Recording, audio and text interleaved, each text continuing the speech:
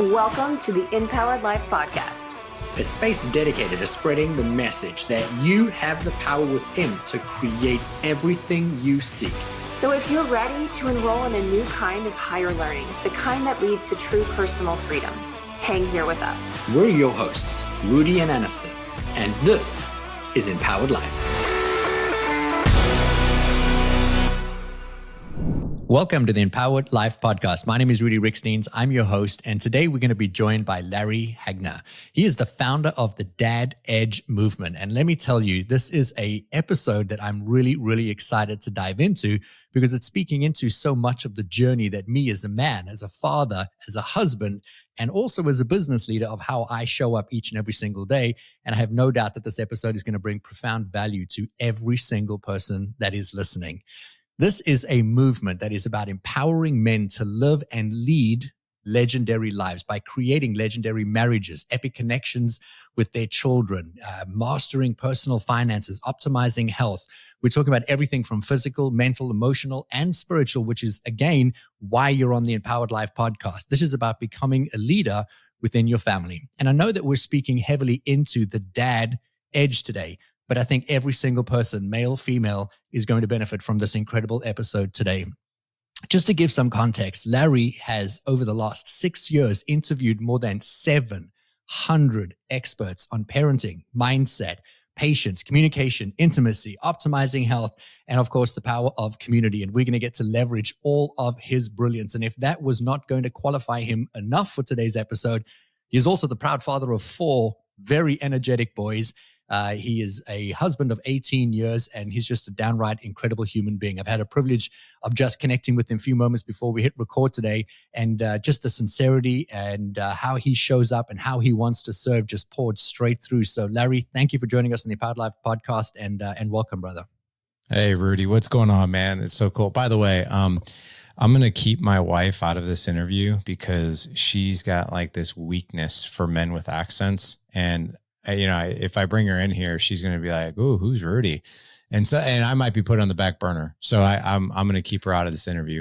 That's so funny because my wife married me for the accent and now never hears the accent. So anytime someone says, "Oh, where are you from?" I'm like, I wish my wife would remember because it was such a good calling card.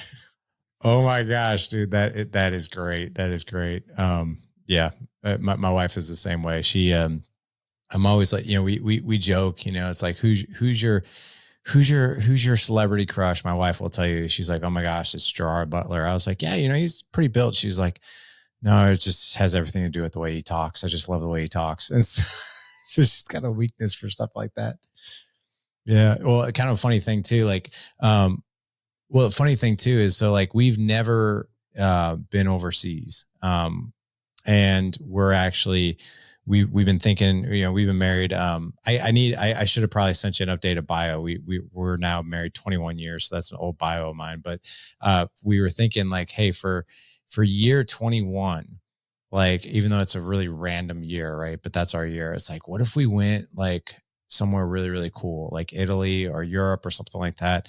But I joke with her. I'm like, hey, depending on where we go, are you buying a one-way ticket or a round trip? Like, am I coming home by myself? Like, because we joke, like, I'm like, you're going to meet some dude with an accent. I'm going to take the back seat. You're out. Right. But yeah, no kidding around. That she does like the accents. That is too hilarious. Well, congratulations. 21 years is one heck of a feat, man. Oh, thanks, man. I appreciate that.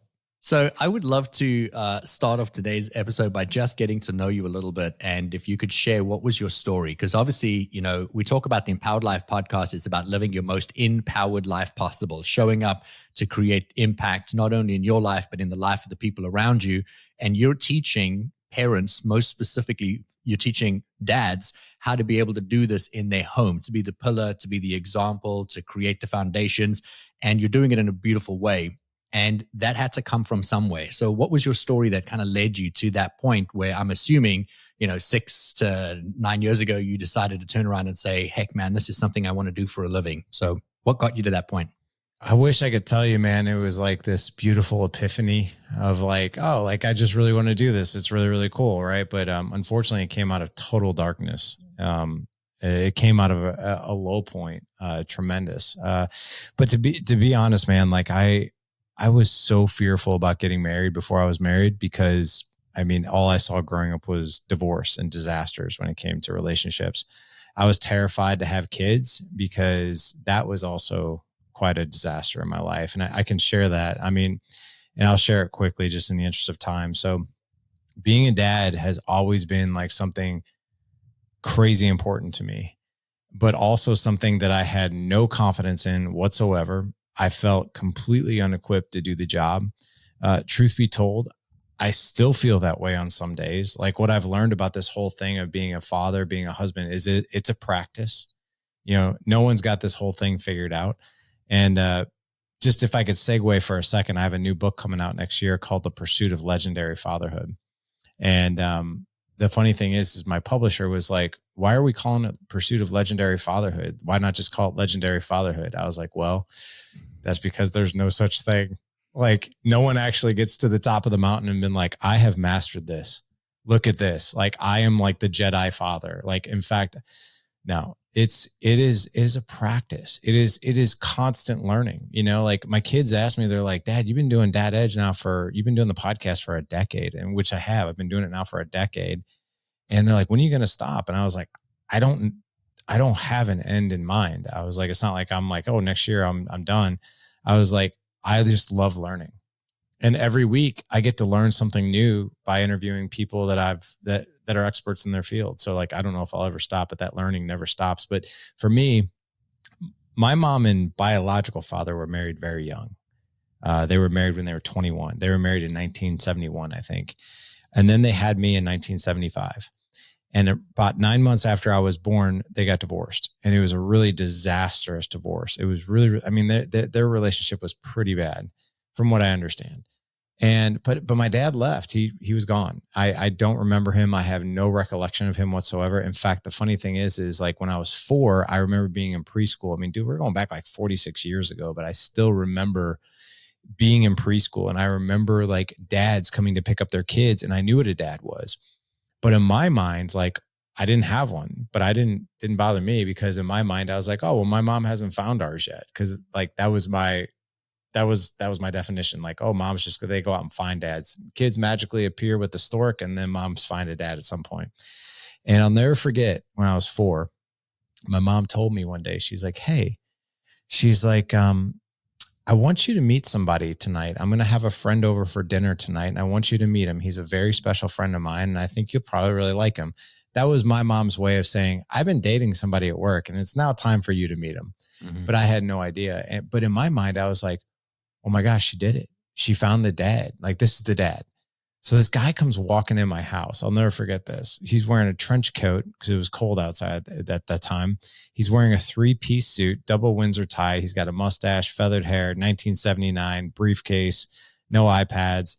And he walks in and my mom introduces me and he shakes my hand. And literally the first words that this man heard out of my mouth as I looked up at him was, are you going to be my dad? Wow. And I was just like beaming. Yeah. Right. I was like beaming. And I remember my mom, I think she actually gasped. She was like, like, and I remember, and he was like, I just remember him laughing, but I think my mom kind of took that as a sign. They got married like 6 months later. Like it was super fast. And then they were married until I was 10. So 6 years. And without going into a ton of detail, it was a disaster. It was an absolute horrific disaster. They fought all the time. I think my mom liked the idea of him being like completing our family, but it wasn't a good fit. I don't think for her or him or anybody else, but he drank a lot. They fought all the time. They beat each other up. There were cops called to my house. Neighbors would hear them arguing. Dude, there were some really, really horrible, horrific, dark times. I remember being 6 years old, waking up at 2-3 o'clock in the morning. I don't know what time it was, to my mom screaming. And I'm like, what is going on? I remember getting out of my bed, going into her bedroom, and my dad was holding her down. I call him my dad because he actually adopted me. I actually have the same last name he does. But he's holding my mom down as she's screaming and like hitting her. And I'm like, and I go over to him and I'm trying to peel his hands off. And I'm like beating the top of his hands with my hands, trying to get him off of her. And he would grab me, by the throat, drag me down the hall, throw me back in my room. Like there was things like that happened a lot. But the funny thing was, I just kind of thought it was normal. Well, they got divorced when I was 10. He left, never saw him again. I started asking a lot of questions. I'm like, wait a second. This guy came around when I was 4. I know about the birds and the bees now. Like what happened? So I asked my mom, I was like, this guy didn't show up till I was 4. Like, who do I have a dad? Do I have somebody? Where did I come from? Right. And my mom, that's when my mom laid it on me. She was like, I was actually married before your dad came into the picture. Cause we all, and I was like, what? She's like, yeah, you actually have a biological father. You just don't remember him. And I was like, oh my God, well, where is he? What's his name? What does he look like? And when I was 12, just a couple of years later, I met him.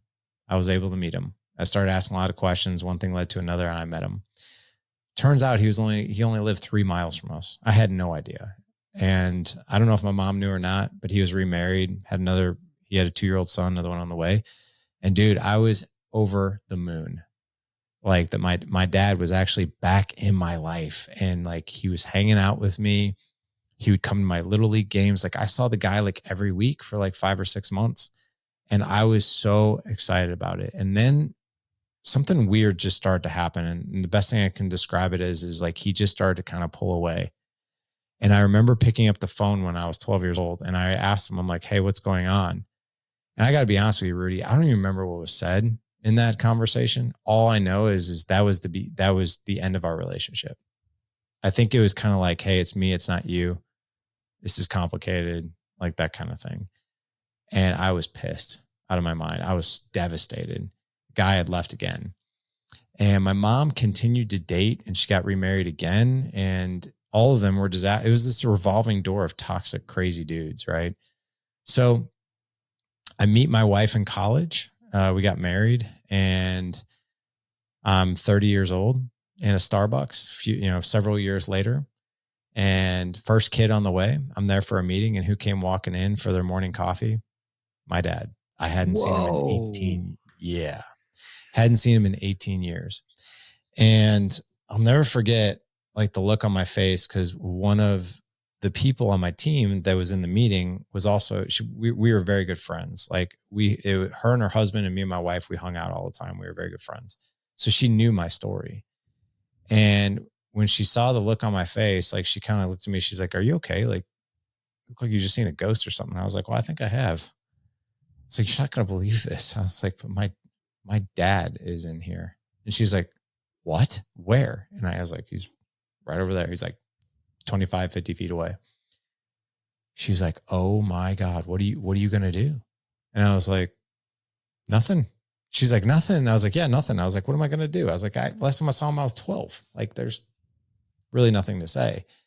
And so she just got up, didn't even say a word, got up, walked over to his table and sat down. And I'm just like watching this unfold. I'm like, what is about to happen? And all of a sudden I couldn't hear him, but I could read his lips. And I could see that he said, where is he? And he started like looking around, and then all of a sudden, like our eyes met, and I'm like, what is about to happen? And then he stood up very humbly, came over, extended his hand. He's like, hey, he's like, man, how are you? And I'm like, fine. How are you? And I wasn't rude, but I wasn't nice. And one thing led to another, and we decided to meet for breakfast. And we met for breakfast, and that was 19 years ago. And we still have a relationship. And what I can tell you is, going through all that chaos growing up, I knew everything I didn't want, everything that I wasn't going to do. But one thing I found out really, really quickly is that is not enough information to elevate your life. A laundry list of what not to do is not the keys to success. In fact, it just provides more confusion, I think. It's almost like going to Home Depot, getting that new gas grill that you've always wanted. You open up the instructions and it says, here's 100 ways not to put this together. Otherwise, best of luck. That doesn't happen, right? But how Dad Edge got started, I have 4 boys. They're 18, 16, 10, and 8. And at the time Dad Edge got started, I had a 6-year-old and a 4-year-old. And I swore to myself, I was like, you know what? I was hit a lot growing up. There's a lot of drunken madness, abuse, verbal, physical. I'm not going to hit my kids out of anger ever. My 4-year-old, I broke that promise. And here's what happened. I had a really bad day at work that day. I was in medical device sales. I lost my number one customer. It was going to impact our income for the next 18 months. We were also moving, and I was under a tremendous amount of stress and pressure. And that is absolutely no excuse to hit your kid. But he stepped out of line, and I just reacted, and I spanked him. And unfortunately, I spanked him hard that he lost his footing and he fell. And when you see a 4-year-old topple over by your hand, if you've got a heart that's pumping in your body, that's going to kill you, right? Seeing that will kill you if you've got a heart. But that's not what killed me. The thing that killed me was I knew right away that's not what I wanted to do. And I was like, oh my God, what did I just do? And I went to go down to help him up, and he was on his stomach, and then he flipped over to his back to get himself up. And as he saw me coming to him like this, like I was like, oh my God, are you okay? He went like this. He closed his eyes and put his hands up, almost like I was going to hurt him again.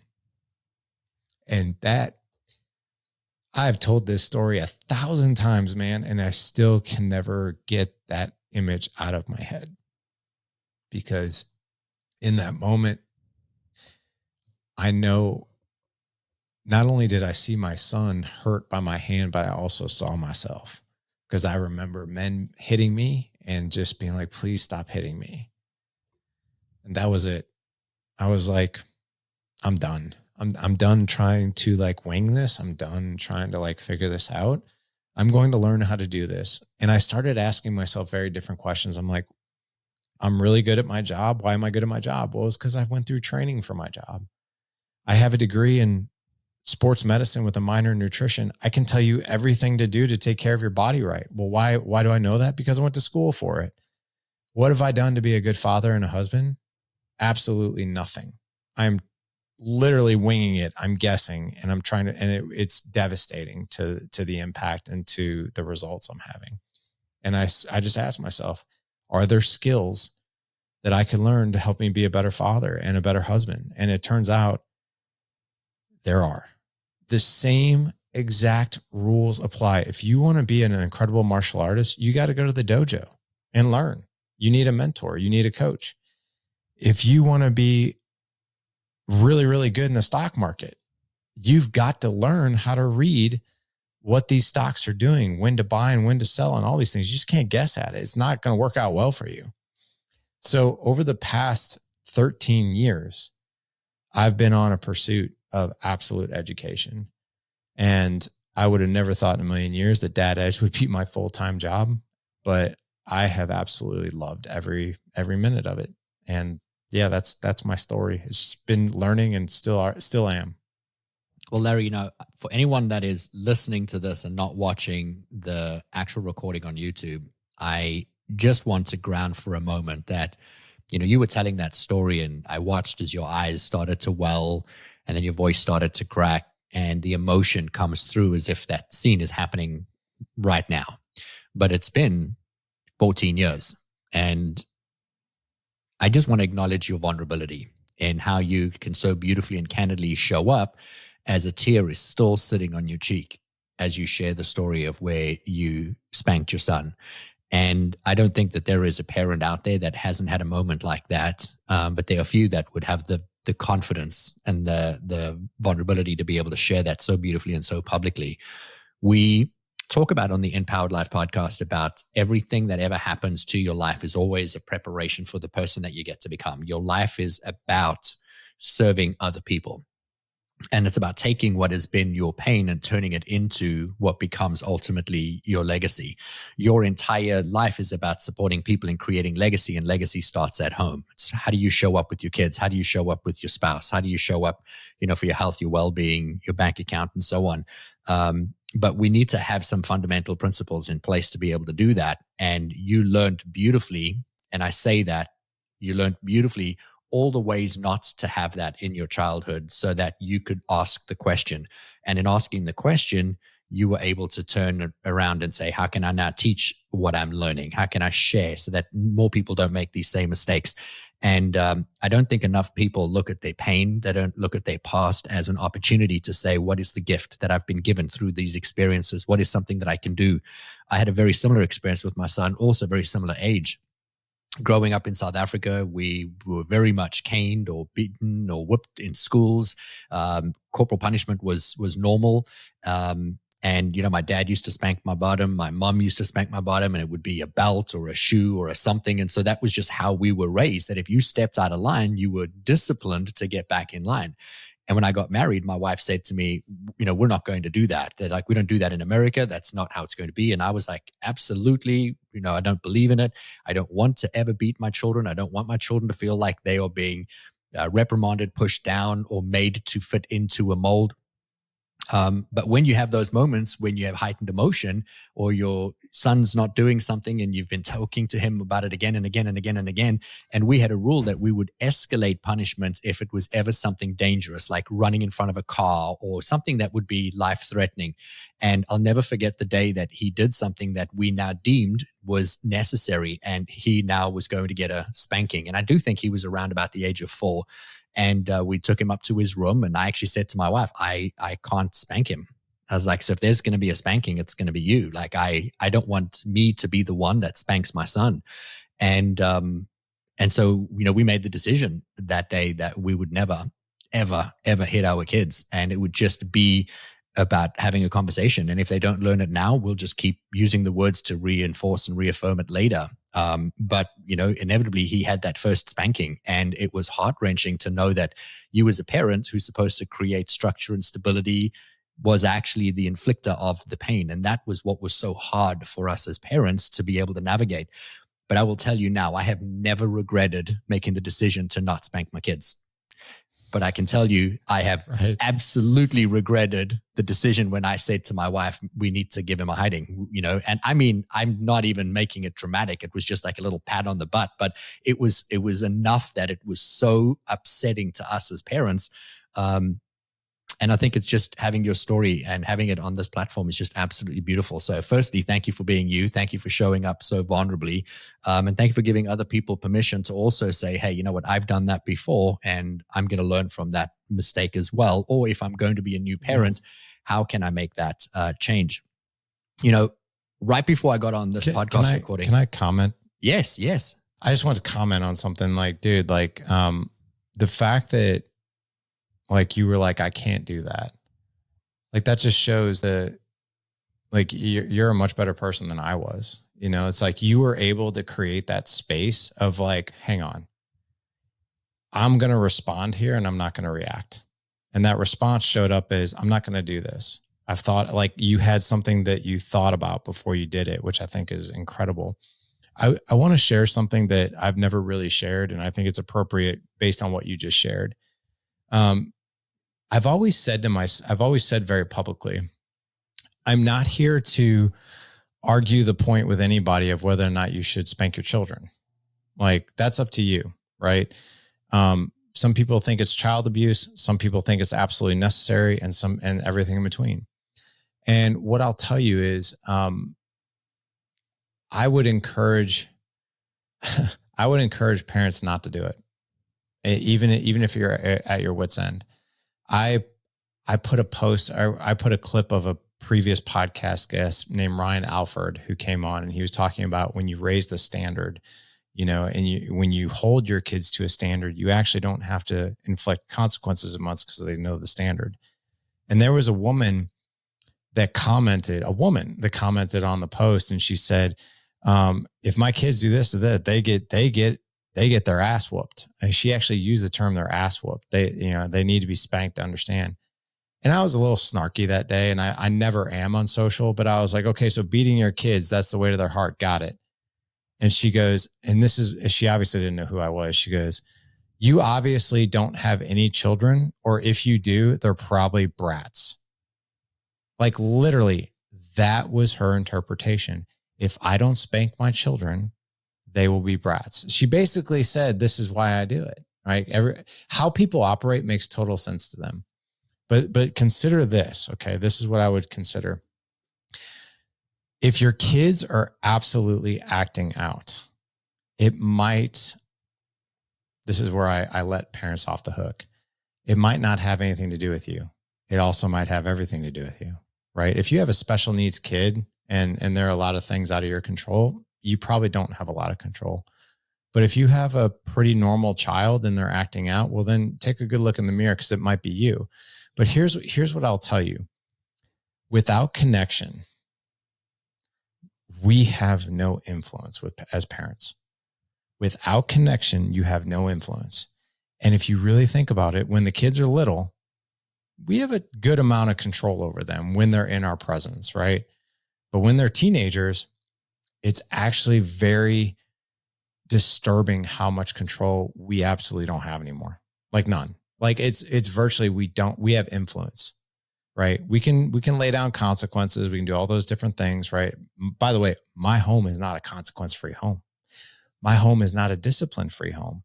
I don't coddle my children. They are held to a standard. I hold my kids to a very high standard and accountability. And I challenge the status quo when they're not operating within it. But I can do that and be really, really effective because I've worked, and this wasn't always the case, but I have worked so hard, and so has my wife, to create an environment here of psychological safety where our kids feel safe. They feel love. They also know the line that if I cross it, there's consequences. I'm not going to be beaten, but there are consequences.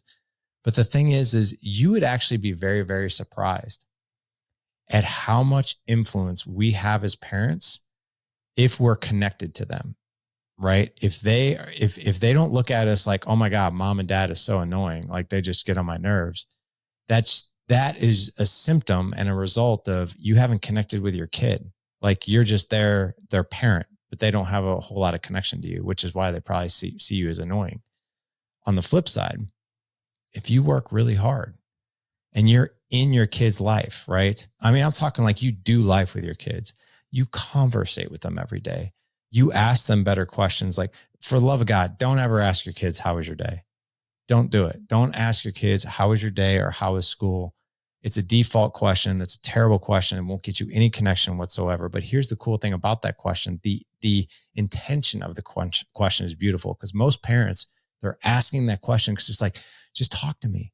Just talk to me. I really want to know about your day. Just give me the details. But that's not the question that's going to move that needle.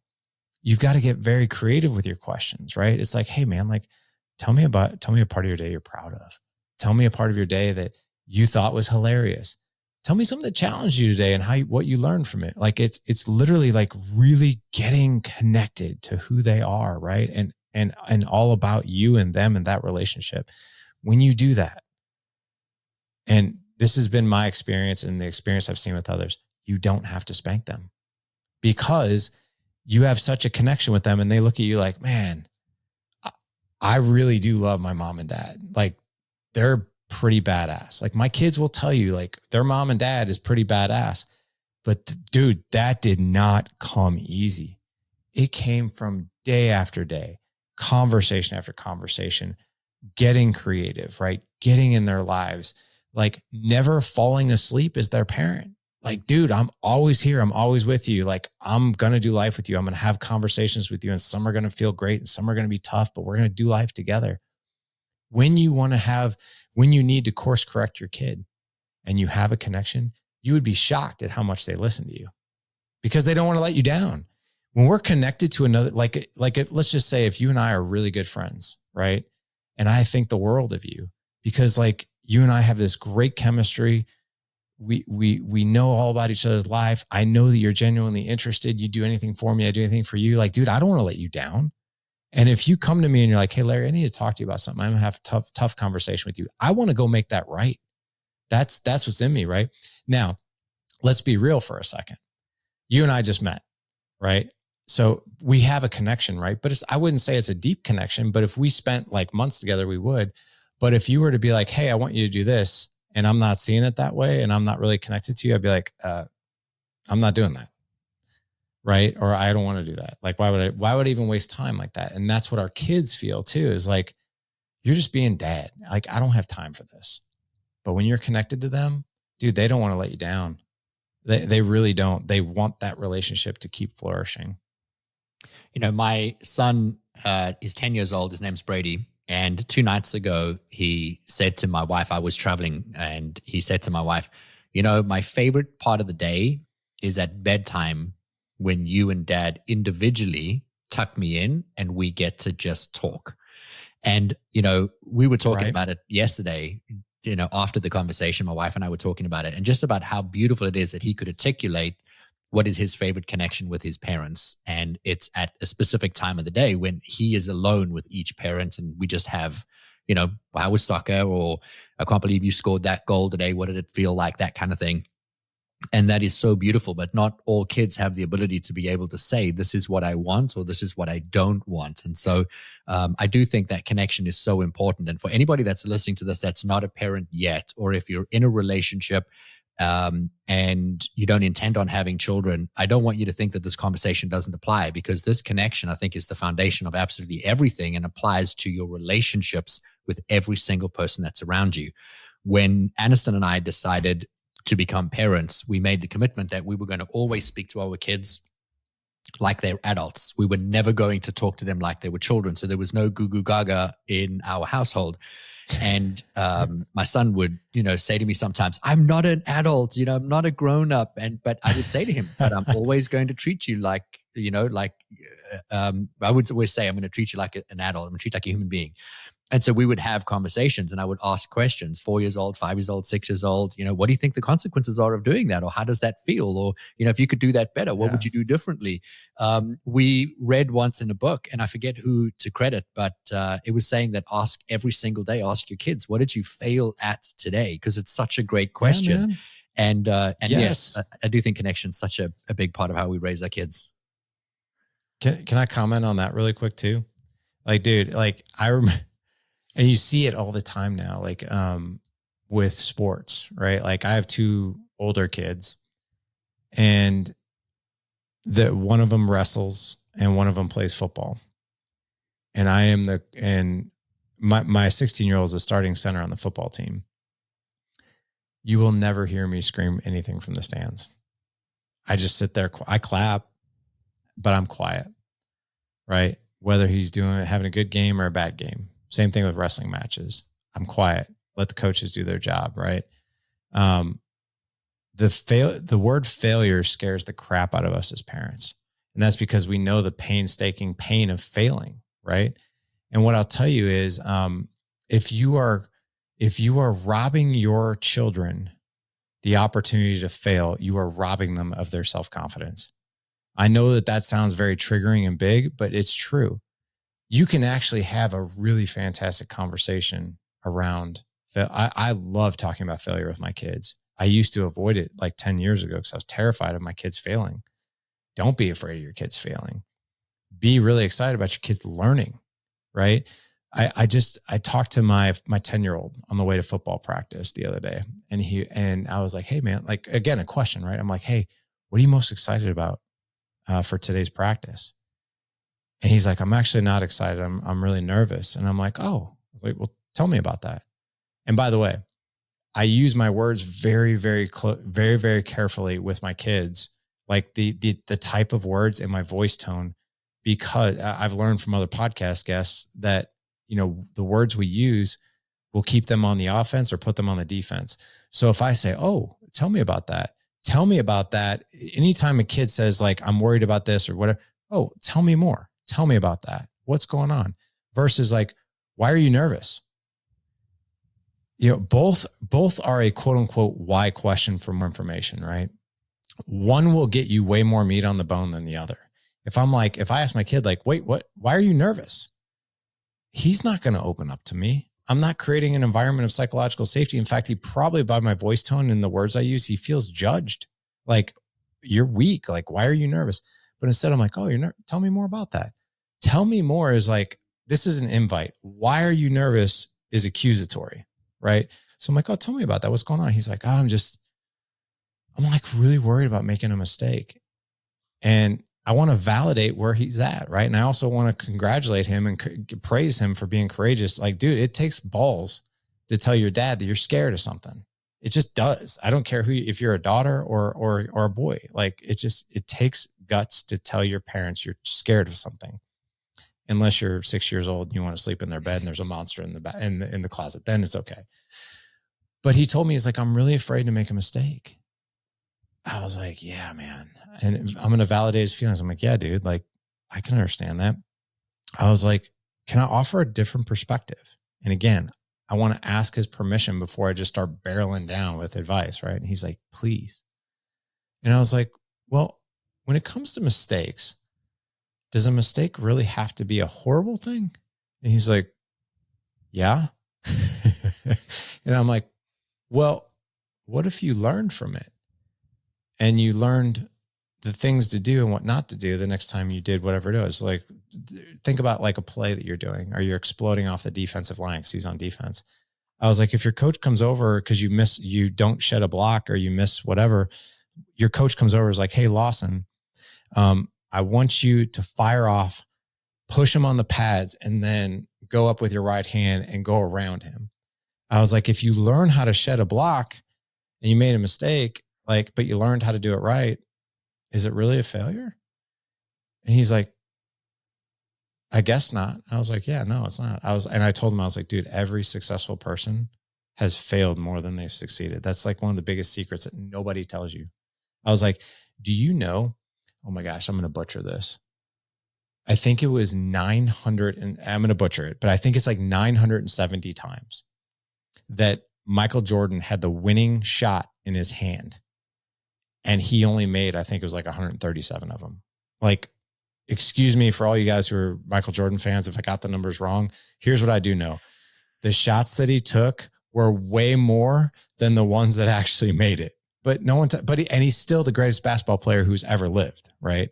So like, think about that. So like in our house, what we do is like, hey, there's when it comes to mistakes, there's two things. Number one, try your best to minimize them, right? Just minimize them as best you can. But the ones that you make, step back and be like, wait a second, what did I learn here? And then the mistake is not a failure. It's a learning moment, right? So like, I encourage all parents is like, it's really okay for your kids to fail as long as they're learning. Like, get those reps in, right? Get those reps in that suck, right? Because you're going to learn from them. You know, you have touched on so many things today that I had in questions that I was thinking of asking you that would benefit the audience the most. And the problem that I have is, you are well aware, having more than, 700 podcast interviews under your belt and counting, is to try and get the best out of every single interview that's going to benefit your audience. And so you've so beautifully answered so many different things that I think can fit into somebody's life, whether they are a father, whether it's a mother, or whether it's somebody that's even in business. Because if you're doing life, all of this really does apply. And it's about being able to approach people as people and understanding that they have emotions and they have experiences, and that if you're in their presence in any moment, you have an opportunity to show up as either somebody who is seeing them, valuing them, appreciating them, you're asking deeper, better questions, and you're giving them a safe space for them to be able to learn and to grow, or you're just giving them a blanket response, which is what most people give. How was your day? Why are you feeling that way? Which again feels very accusatory and shuts people down. And so I think people are really going to resonate with a tremendous amount of what you've said.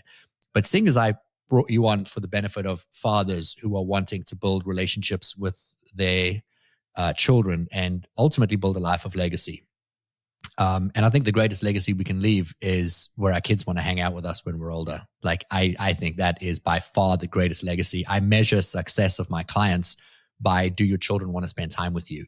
And I always get what do you mean when I ask the question? I'm like, right now, you've got a 20-year-old kid. Do they hang out with you? Do they spend time with you? Do they call you? Like, or is it an obligatory, it's Sunday, I got to make a phone call? And I think that is a measure of success as a parent. But what if somebody's listening to this episode right now and they are absolutely lost? They don't have a relationship with their child. Maybe the child is estranged. Maybe they left their child as your father had when you were really young, and they want to start the road to rebuilding that relationship. Or maybe they're living in the house, but they're just parenting and they're not, immersed in the child's life. What would be your advice for like the first steps to really start to rebuild that foundation? Well, first of all, I think I love you ask incredible questions, by the way. What I'll tell you is that if this is the way you're feeling, chances are you probably feel alone. Like you're the only one out there struggling with this, or like, you know, like you all you have to do is go on Instagram and you're like, wow, everybody else got a great life except for me. That, and even the stuff that I post, like I do the highlight reel. I'm like, oh, this is great. Like, let me post it. Right. But if you're in that state, you are the majority, not the minority. Okay. Like, so every single parent does feel that way. But here's what I'll tell you. When we don't have this connection with our kids, or when we have a bad moment as a parent, or we feel like we're guessing, which by the way, most parents feel that way. You know, there is a better way, and your perspective and your perception of parenting, or, you know, as let's just call it a mom or a dad, doesn't matter. You know, our perspective of this is, I need to figure this out on my own, or I should know how to do this. Like, shouldn't this come naturally to me? Like, let's just take patience, for instance. When a guy loses his patience on his kid, or a mother, they're like, oh my God, I'm a terrible mother or father. Like, look what I just did. Like, I am awful at this. Like, look what I just did. Like, oh my God, like, I am not cut out for this. I am weak. I am this. I would ask you to step back from that and just simply ask yourself, what have you learned what have you learned from a skill perspective to be a more patient father? If the answer to that is, like, have you read a book? Have you listened to a podcast? Have you done coaching? Have you done anything to learn the skills of being a more patient parent? Here's a side note. A lot of us think that patience just comes naturally, or it should come naturally. It does not. It is emotional resilience, and it's emotional regulation, and it's emotional IQ. That's patience. When you can learn just a few skills within emotional regulation, how to regulate your anger or reactions, or how to be more responsive and less reactionary, well, guess what? You've just learned how to be more emotionally resilient, more mentally tough. Patience is a word that encapsulates all three of those things. It's just bottled up and marketed just a little different. And we think for some crazy reason, it should just come absolutely natural to us. It doesn't. Patience doesn't come naturally to any human being. In fact, it's usually the opposite. We actually probably, as the human race goes, the technology, all the things that we are enjoying as far as like the ease of everything we're doing, comes from, a race of human beings that are insanely impatient, and they just want to make everything better and all this other stuff. That's why we live the way we do. But so your perspective is this: if you haven't done anything, which by the way, most people haven't, then how in the world do you expect to be better at it? It's like, I'll give you an example. I just started I did 13 years of martial arts, but I've never done jujitsu. I just started jujitsu. You should see, it is a joke. I go in there and like, I'm learning a couple of moves, and these guys who are like 15 years older than me and like in their 60s are just manhandling me like I'm a joke. And I'm like, and I get frustrated, and I'm like, God, I should be better than this. And my instructor's like, dude, this is your 6th class. Like, what do you expect?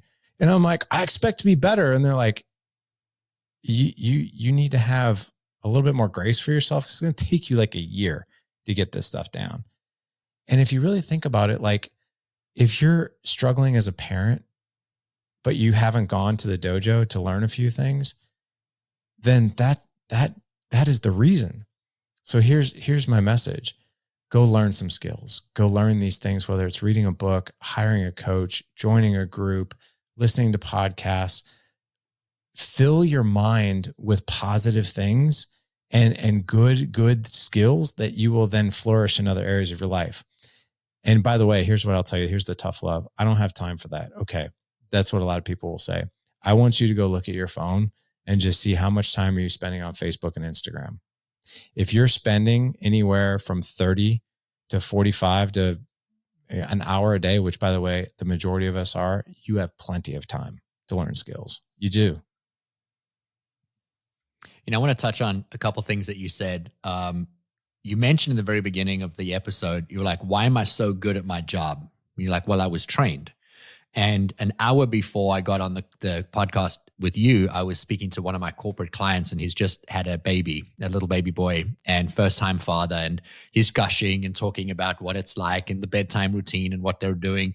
And I asked him, what was the first night like with your son? And he said, oh man, I told my wife, you've got the night off. I'm not going to wake you. I'm going to do all the feedings. We've pumped, we've prepared. You get a night off. You just birthed the baby. I'm going to be the dad. And he's like, within an hour, he was like, what am I doing? I don't know what I'm doing. And he was freaking out, but he wouldn't wake his wife, and he had to figure it out. And then we laughed because, the greatest lesson is picking your children up from the airport. From the airport, I beg your pardon, from the hospital with your wife. You take them home, and then you have to kind of figure out how to be a parent, because you don't know. You've never been a parent. You don't know how to bottle feed properly. You don't know how to swaddle properly. You change your first diaper for the first time whenever it's your first time. Like, you just have to figure it out. But it's going to take reps, and it's going to take time, and it doesn't have to be perfect. And I think that anything at any stage is what I'm getting from your message today, that whether your children are 9 years, 10 years, 16 or 18 years, you're for the first time in that stage. But if you could stick to the foundations or the fundamentals, which is creating a connection with your kids, creating a connection with your family, and then having that moment of patience. You touched on patience, which was the second thing I wanted to talk about. And I've noticed a correlation that if I don't get good sleep, if I don't eat right, if I don't go to the gym, I'm a very impatient person. But if I've had a great night's sleep, I have so much more tolerance the next day. And so many people want other people to change their behavior so that they can have more patience. But the patience starts with ourselves first. And so what are we doing personally to set ourselves up so that when we are responsible for the people that are around us, then we can show up as the best version of ourselves? And I'm sure you could talk on that for hours, but I've got to ask you one last question.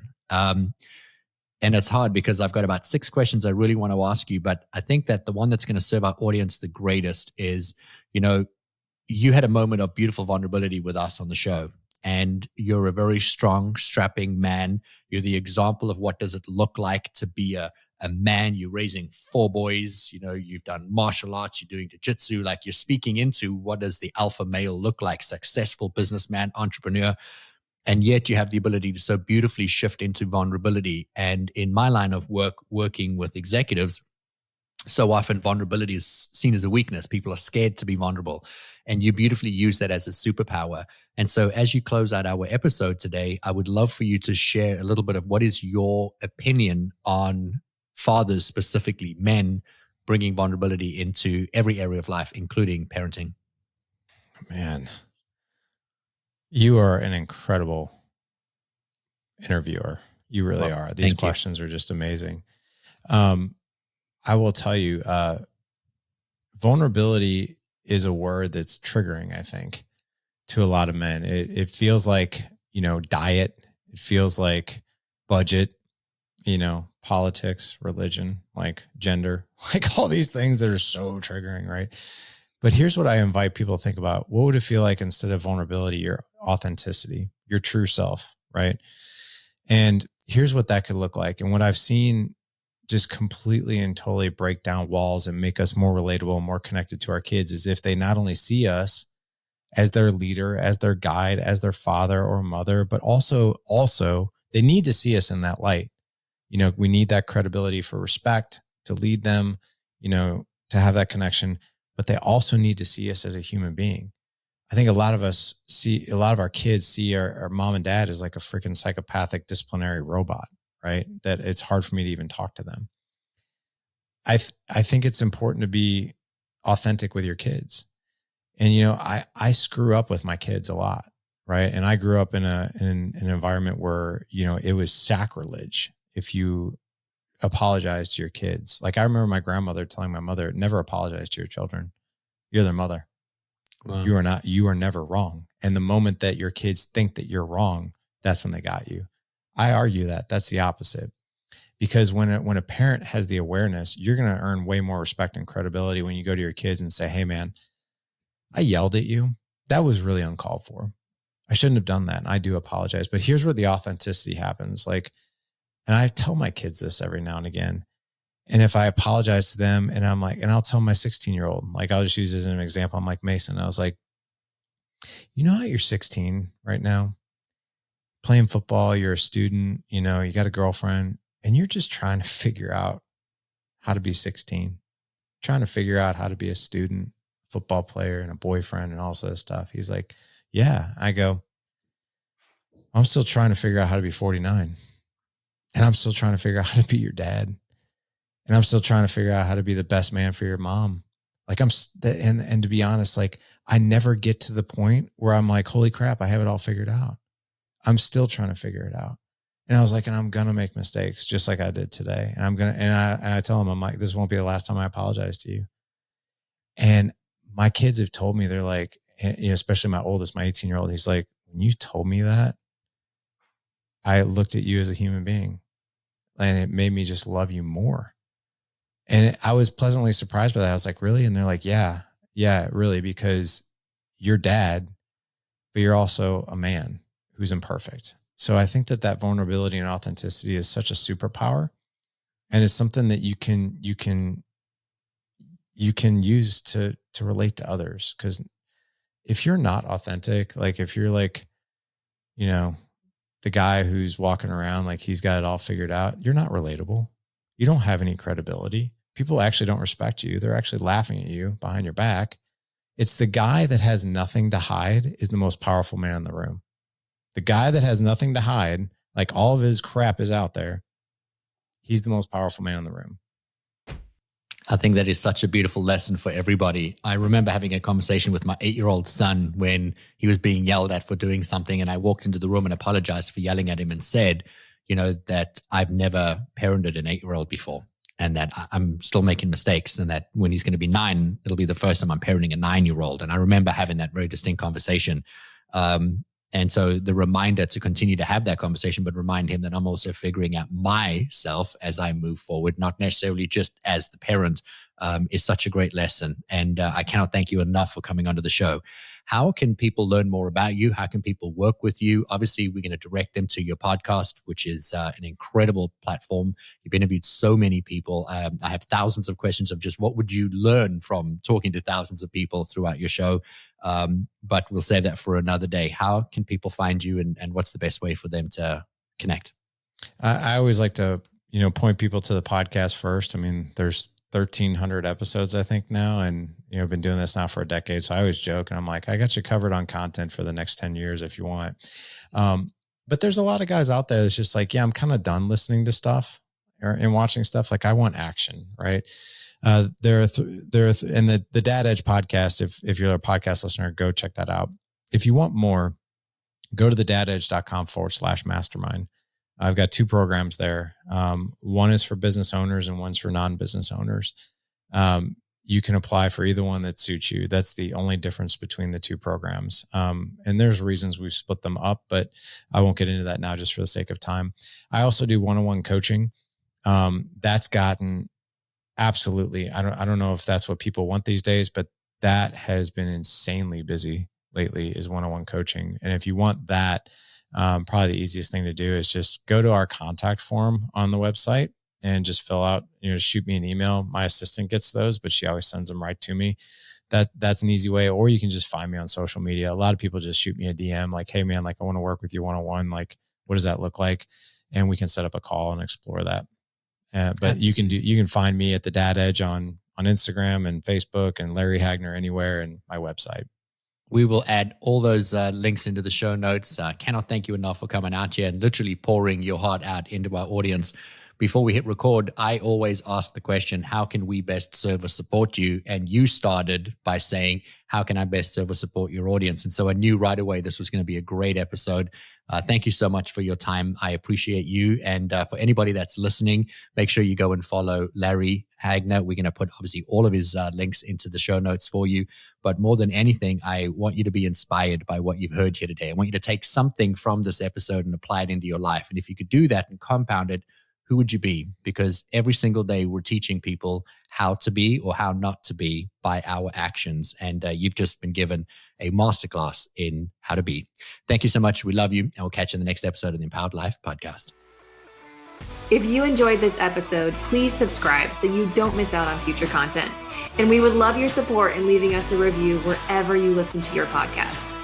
Make sure to check the show notes for more information on how you can find us online and on Instagram. Now go create an amazing day for yourself, and we'll see you again soon.